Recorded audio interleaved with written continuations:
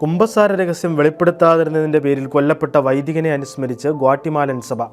Father Augusto റാമിരസ് മൊണസ്റ്റേറോ എന്ന Franciscan വൈദികൻ്റെ രക്തസാക്ഷിത്വത്തിൻ്റെ 40ാം വാർഷികമാണ് Guatemalan സഭ ആഘോഷിച്ചത്.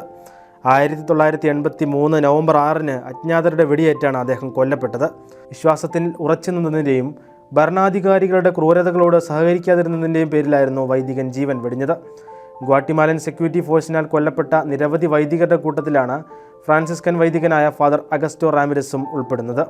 ദീർഘമായ സമയം കുമ്പസാരക്കൂട്ടിൽ ചെലവഴിച്ചിരുന്ന അദ്ദേഹത്തെ ഒരു വിശുദ്ധനായിട്ടാണ് ആളുകൾ കരുതിയിരുന്നത്.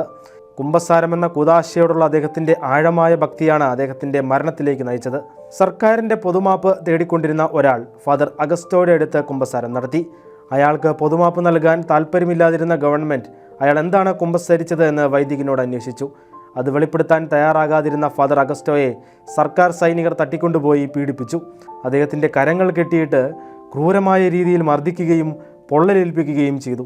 എങ്കിലും കുമ്പസാര രഹസ്യം വെളിപ്പെടുത്താൻ അദ്ദേഹം തയ്യാറായില്ല. അതേ വർഷം തന്നെ ഫാദർ അഗസ്റ്റോയെ വേട്ടയാടി കൊലപ്പെടുത്തുകയായിരുന്നു.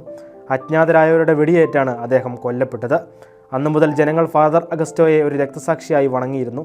അദ്ദേഹത്തിൻ്റെ രക്തസാക്ഷിത്വം പരിഗണിച്ച് 2006-ൽ കർദിനാൾ റൊഡോൾഫോ ക്യുസാഡ ടൊറൂനോ ഫാദർ അഗസ്റ്റോയുടെ നാമകരണ നടപടികളും ആരംഭിച്ചിരുന്നു.